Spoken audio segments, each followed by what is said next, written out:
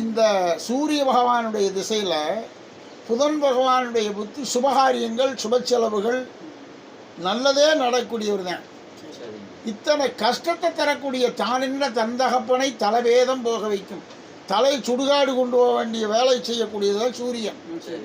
ஆனால் அதில் நடக்கிறது யாரு? புதன். அப்போ புதன் எப்படிப்பட்டவர்னா ரிக்கார்டு கிரயத்துக்கு அதிபதி, சுபகாரியத்துக்கு அதிபதி. நீண்ட நாளாக ஒரு காரியத்துக்கு ஒன்று செய்ய முடியாமல் இருந்ததை நிறைவேற்றக்கூடிய யோகத்தை தரக்கூடியவர் புதன். உங்கள் லக்குனத்துக்கு புதன் எப்படிப்பட்டவர்னா 3 6 கூடையவர்.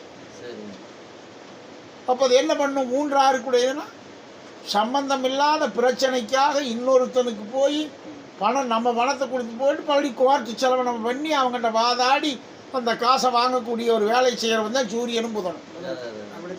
3 6 கூடையன்னா சத்துருகாரகன், போராடி சம்பாதிக்கணும், போராடி ஜெயிக்கணும். ஆனால் ஜெயிச்சிடலாம்.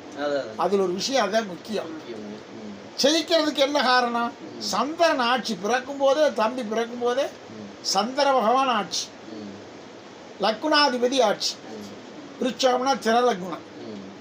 ராசியாதிபதி எடுத்து பார்க்கும் பொழுது அதவனை யோகம் சரராசி. சரத்துக்கு அதிபதி ஸ்திரமுறை, சரதாதிபன் சரமுறை.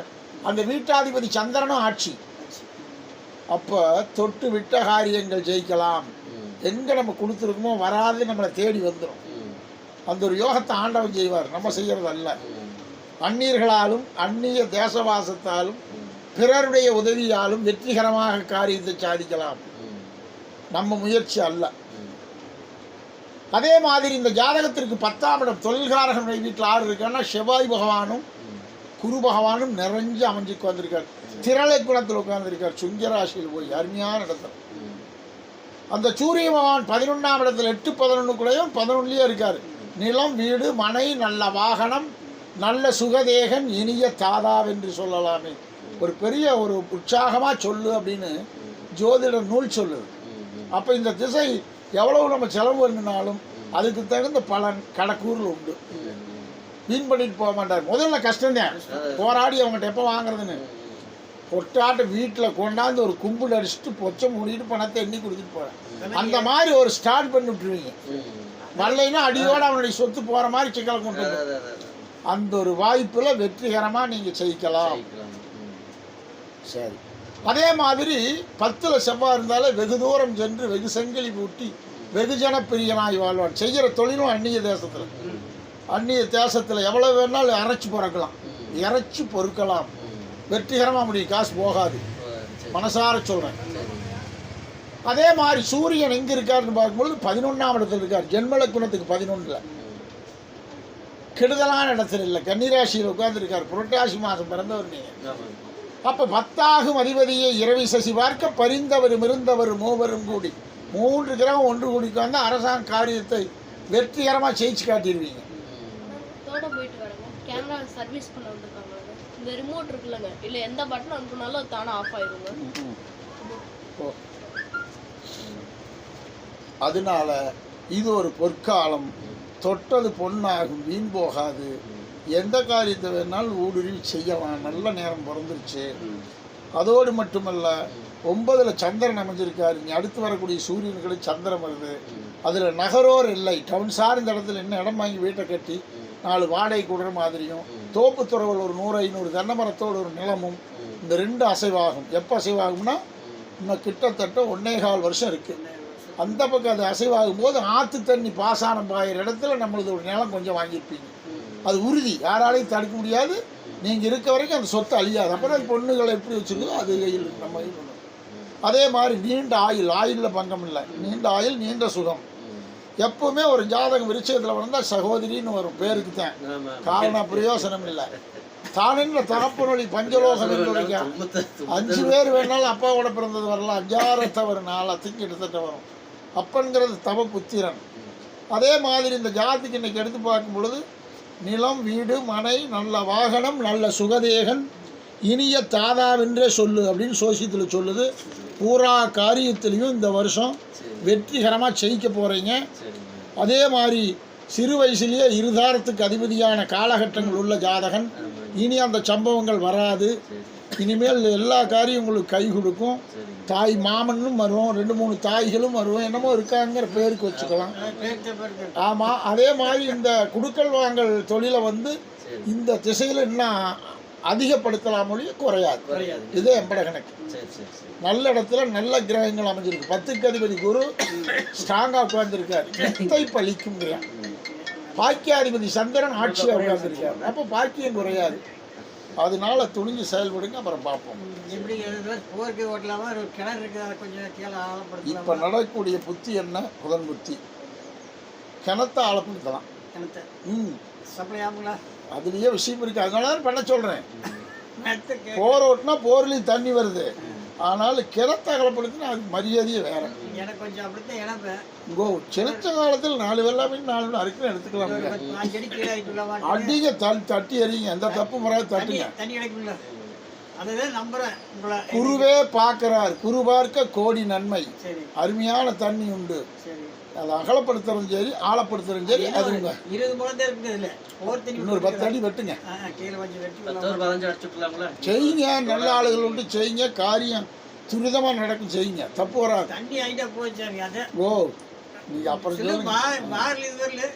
4க்கு அதிபதி கும்பம், கும்பத்துக்கு அதிபதி சனி, 11ஆம் இடத்து அதிபதி திரிகோணஸ்தானத்தில் 6ஆம் இடத்துல உட்காந்துருக்கார். போராடி பாறையை உடைச்சு தண்ணி எடுத்து போடுவீங்க, விட மாட்டேங்க. அந்த வாய்ப்பு இருக்கு, துணிஞ்சு செயல்படுங்க. தண்ணி ஆனா போதுங்க. அதுதான் வேற வேற அந்த போருக்கு பாருங்க, ஒரு பழைய போர் ஒன்று ரீ பண்ணலாமான்னு ஒரு யோசனை இருக்கு. 10க்கு அதிபதி தொட்டு விட்ட காரியம். அதான் அப்படியே சொன்னேன், நீண்ட நாளாக விட்ட காரியத்தை தொட போறீங்க, செய்யுங்க. அதுலேயும் வெற்றி தான். புதுசு ஒரு பாயிண்ட் வச்சது 2-3 பேர் நீங்கள் பழசை கரெக்ட் பண்ணுங்க, பழசு அதுலேயே அதே போதும். வேணுங்கிற தண்ணி அதில் இருக்குது. எத்தனை அடி ஓட்டு விட்டு இருக்குது? 450 ஓடிச்சுங்க. அடிங்க 900 அடி அடிங்க, ஆனதாட்டு. யோசனை பண்ணக்கூடாது. காசுன்னு நினைக்காதீங்க. இல்லை, என்னுடைய அனுபவம் போர்கிட்ட போயிட்டா மிஞ்சி கூட அப்போ ஓட்ட மாட்டேன். நான்லாம் 12 போர் ஓட்டி இருக்கிறேங்க, 1200 அடி. பாருங்க, அப்புறம் பாருங்க எப்படி பண்ணிருக்கீங்க. நீங்க இந்த தடவை தண்ணி திருப்திகரமா பாக்குறீங்க, ஏன் ஓட்டிக்கிறீங்க? முதல்ல கிணத்தை கரெக்ட் பண்ணுங்க, அப்புறம் போர் ஓட்டிக்கலாம். ஒரு 15 அடி கீழே அடிச்சு நீங்க நல்ல ஆளா விட்டு செய்யுங்க. அதுலயே திருப்தி ஆகிக்கு அப்புறம் போர் ஓட்ட மாட்டேங்க, ஒன்னோட இதே போதும்னு சொல்லுங்க. அதே மாதிரி பழைய போரையும் கொஞ்சம் கிளீன் பண்ணிங்க. ஒரு 10-100 அடி, இன்னொன்னு 10-200 அடி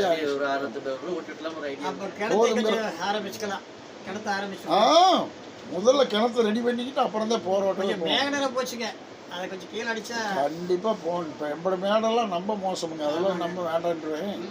160 அடி ஆழம் எம்பட கிணறு, நினைச்சாலே பயமா இருக்கு. ஆனா அந்த அளவுக்கு அதுல தண்ணி இல்லைங்க. வெட்டுக்கால்ங்க, கல்லே இல்லை. அட உள்ள காபி தூளுக்கு மண் வருது, அப்புறம் சக்கரை மண் வருது, அப்புறம் ஆத்து பழன் வருது, அப்புறம் கொஞ்சம் கெட்டி வருது. ஆனா கல் கிடையாது. சைடு இடிஞ்சு விழுந்துருமானா அதுவும் இல்லை. தண்ணி உயரமுங்க. நம்ம தோட்டமே 100 அடிக்கு மேல இருக்குது, நேரா போச்சு. நம்ம ஏரியாவில இருந்து அந்த கடலாம் வெட்டியிருந்தா இடத்துக்கு போய் பக்கத்தோட தண்ணி ஆயிருப்பேன். சிறப்பா இருக்கு, செய்யும், உலட்டா கூடாது.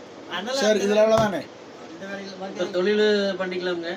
ஒரு ராஜவம்சம் தசமகேந்திரத்துல செவ்வாய் இருந்தால் வட்டிக்கிழமை கிடக்கிறவன வந்துட்டீங்க. ஒரு சமணம் லயன் என்ன எக்ஸ்டெண்ட் பண்ணுங்க, பயப்படாதீங்க. என்ன கொஞ்சம் என்ன ஆனாலும் ஜெயிக்கிறது நீங்க தான்.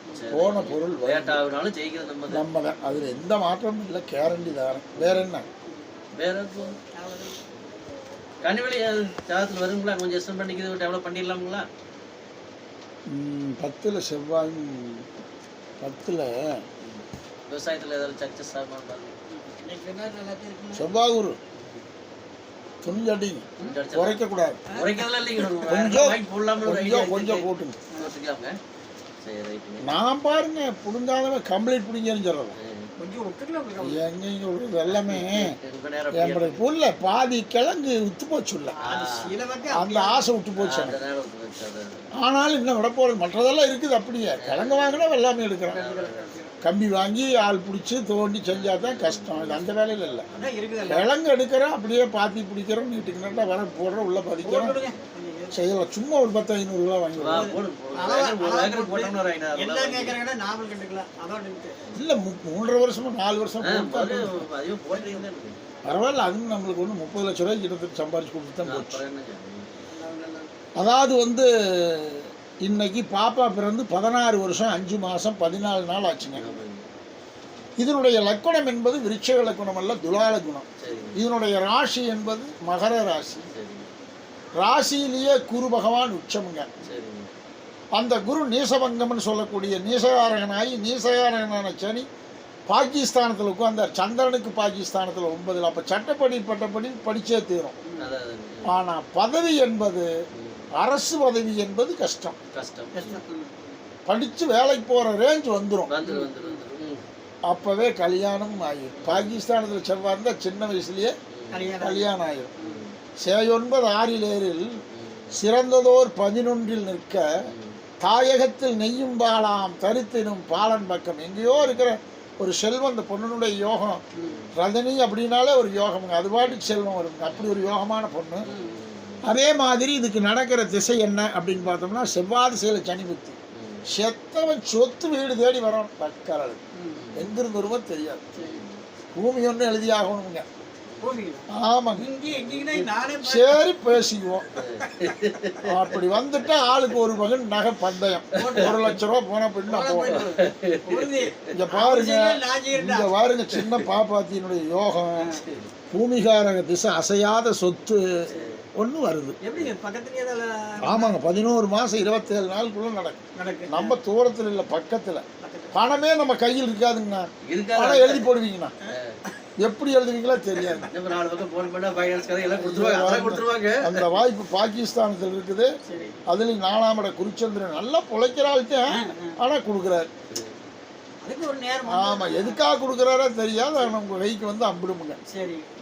நல்ல நிலங்கோ, தண்ணி எப்பவும் 4 வரி இருக்கும். அப்படி நிலம். சரி பார்ப்போம் விடுங்க. தனியாசல ஜோசியமா அல்லவான்னு நானும் அதே மாதிரி தான் சொல்லி இது வரைக்கும் ஃபெயிலியர் ஆனதும் இல்லைங்க.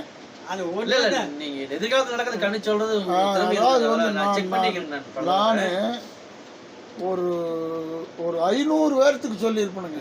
அப்படியே நடக்குங்க. வந்து தனியாசலம் ஒன்றுமே இல்லாமத்தான் இருந்திருப்பான். அந்த ஆளாக பார்த்து பாதி அமௌண்ட் கொடு, பாதி எழுதின வரை கொடுங்க. எழுதியாச்சுப்பா. அது அந்த புடுத்தம்ங்கிறது ஒரு காத்தே அவர் எல்லா நேரத்திலும் வராது. அதனால இந்த யோகம் இதில் 4ஆம் இட குருச்சந்திர யோகம். பாருங்க பாட்டில் என்ன வருதுன்னு பாருங்க. ஆண்டாளப்பன் நாளில் நிற்கில் பிறநகர் தேசத்தரசன் நல் நிகரான ஆளடிமை வஞ்சகன் சிரேட்டன் புகழ் வித்தை நல்ல வீடு நல்ல வாகனம் நல்ல சுகதேகன் இனிய தாதாவென்று செல்வார். அருமையான நிலமுங்க. தண்ணியோட வருதுங்க. நிலமேத வீடு பார்த்தாலும் பார்க்கலாம். வீடு வந்து நகர்புறத்தில் தாராபுரமோ ஒட்டாந்தரமோ வாடகை கொடுற மாதிரி காம்ப்ளெக்ஸும் வரும். குருச்சந்திர யோகம் இருக்குது. உங்களுக்கு இது பெருசுனா உங்கள் மனசுக்கு பிடிச்சி அதை செய்யுங்க, இல்லைன்னா அதை செய்யுங்க. ஆனால் தப்பு வராது. வெற்றிகரமாக காரியத்தை செய்ய போகிறீங்க இந்த வருஷம். இது 2 இருக்கா. அந்த பழைய கிணத்தையும் பண்ணிடுவீங்க. போர் ஒன்று ஓட்டுற மாதிரி வருங்க. இந்த வேலைக்கு இதை கொஞ்சம் கீழே அடிச்சுக்கலாம். நம்மளுக்கு அன்னைக்கு பிடிச்சி ஒரு புரியுங்க. அந்த கிணத்து என்ன ஒரு 10-15 அடி கீழே அடிச்சுக்கலாம். அதை செஞ்சுருங்க. இப்போ மனசில் நினச்சா செய்யாம விட்டோம்னா அது மனசில் உதிச்சுக்கிட்டே இருக்கு.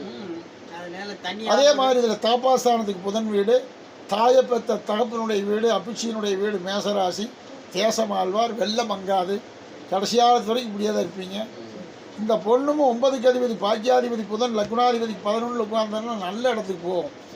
நம்மளை விட 100 பேர் பாப்பாவை கொடுத்தீங்க. தங்கம் பத்து இடமுங்க. இன்னைக்கு என்ன ரேஞ்சோ கடைசி காலத்து வரைக்கும் அப்படி குழந்தை எப்போ கிடைக்கணும் அதோட சார்ந்த அன்னைக்கு கொண்டு போயிட்டாங்க. அது ஒரு மாதிரி பார்த்துருக்கலாம். கிடைக்கும்னா நினைக்கிறேன். நீங்கள் அப்படி சொன்னீங்க. தைக்கு மேலே தான் சொன்னாங்க.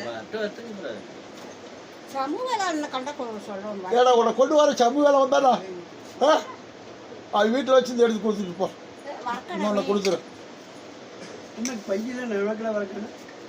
அது உங்ககிட்ட அந்த அல்ல முருங்காவரம் அந்த பையன் பேர் அதெல்லாம் 40 ரூபாய் வாங்கி கூட்டிக்கின்னு 8 வந்துட்டாங்க. நான் கெட்ட இருக்கும் போது எல்ஐசி தான் எண்ணி கொடுத்தேன்.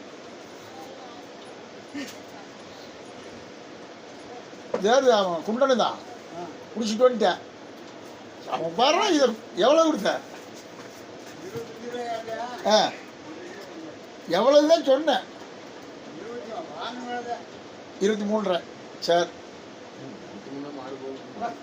இல்லைங்க, காலையில் 3 விடி இறக்குதுங்க, கண்ணுக்குட்டி செத்து போச்சுங்க அப்படின்னு காம்பில் தண்ணி இறைச்சா குப்புன்னு சரக்கு.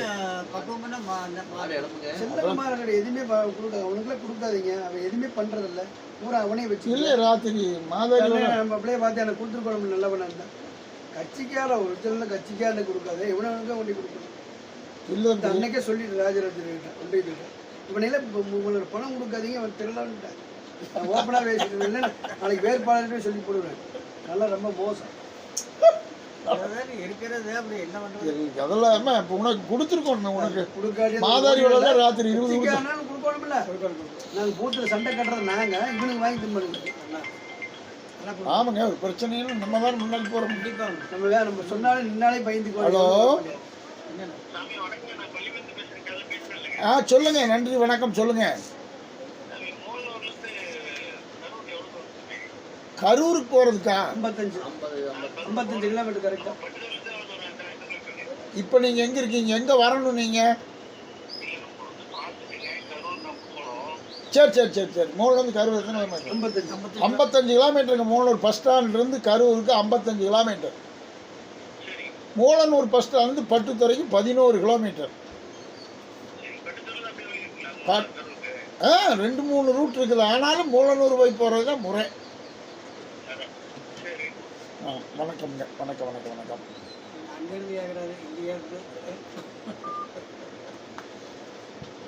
அதே மாதிரி மகர ராசியில் பிறந்திருக்கு. நிகர் இல்லாமல் வாழும். எதுக்கு வேணாலும் விடலாம், எங்கே வேணாலும் அனுப்பலாம். பயப்பட வேண்டியதில்லை. ஐயோ தப்பு தவறு ஆகிட்டேங்களா பண்ணுறங்கிற பயமே வேண்டாம். எல்லாத்துலேயும் ஜெயிச்சிடும். புரியுதா? அதே மாதிரி இது வளர வளர உங்கள் குடும்பங்கள் படிப்படியான மேல்நிலைக்கு வந்துடுவீங்க. அதுவும் உறுதி. வேறு என்ன கேள்வி?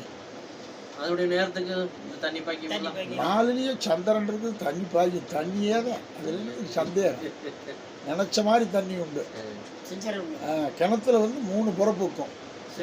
15 அடி வெட்டுனா ஒன்று வார வாரையாக செங்கல் மாதிரி இருக்கும். அதுலேருந்து தண்ணி திடுன்னு விழுவும். ஒன்று வெள்ளக்கல் வரும் அந்த குருவுக்கு. ஒன்று கீழேருந்து சந்திரனுடைய ஆதிக்கம் சில மேலே வந்துக்கிட்டே இருக்கும். அது எங்கிருந்து வருதுன்னு எவனாலையும் காண முடியாது. ஆனால் உண்டு. இதுக்காக உங்களுக்கு ஒரு கேட்டுட்டு போயிட்டு செய்யலாம் அப்படின்னு. 4ல் 3 கிரகம் இருந்தால் 3 சலம். 4ல் 1 கிரகம் இருந்தால் ஒரே சலம். 4 சுத்தமாக இருந்தால் வெட்டிக்கிற பூரா கல்லாத்தான். வேற என்ன? படிப்பு போக்குவரத்து ராஜான்னு சொல்லியாச்சு. அரசு வேலையே இல்லை, தனியார் வேலை சிறப்பாக படிக்கும். அதுக்குள்ள கல்யாணம் பண்ணுறீங்களா? ஆமாம், அதெல்லாம் உண்மை, மாற்றவே முடியாது. கல்யாணம் அதெல்லாம் அப்புறம் உங்களுக்கு அந்த டைமில் வந்துட்டு நிற்காதுங்க. சரி, அவ்வளோதானே. அவ்வளோதான். முருகா, ஒரு சின்ன டவுட் மட்டும். இந்த சனி பயிற்சி நம்மளுக்கு ஒன்று கடகத்துக்கு எப்படிங்க? நல்லா இருக்குங்களா? இதாக இப்போ பார்க்குறேன். ஒரு வாக்கு கேட்டுக்கிட்டா நல்லா இருக்குங்கிறதுக்காக தான் வந்தது. இந்த கிணத்து கொஞ்சம் பண்ணலாம், இல்லைன்னா போகிற பொருளா நேரடியே போச்சுங்க. தண்ணி வேணும். அதுக்காக என்ன டிரைவரை போயில்லை? கடகத்துக்கு சனி வச்சு தசமகேந்திரத்துக்கு வருது. இப்போ பாகிஸ்தானத்தில் இருக்காரு. அருமையான நேரமே. 9ல் வந்து உட்காந்துருச்சு. வேண்டியதை தர்றதுக்கு வந்து உட்காந்துருக்குது. என்ன ஒன்று யார் சொல்கிறீங்க? அள்ளி கொடுக்க போகிறாரு. சனி தான் உங்களுக்கு தர்றாரு பணத்தை. யார் கெடுக்கிறானோ அவனே கொடுக்க போகிறான். அப்போ எவங்க எடுத்துருவேன்? புரியுதா? அதனால் இது நல்ல ஒரு முன்னேற்ற பாரம். 1.25 வருஷத்துக்கு இருக்குது. கவலைப்படக்கூடாது. ஓம் ஸ்ரீ மகா. சரி, அதுக்காக பார்த்துட்டு தானே அண்ணன் பார்த்துட்டு தான் செய்யணும் அப்படிங்கிற முடிவு வந்துட்டோம். ஐயப்பா.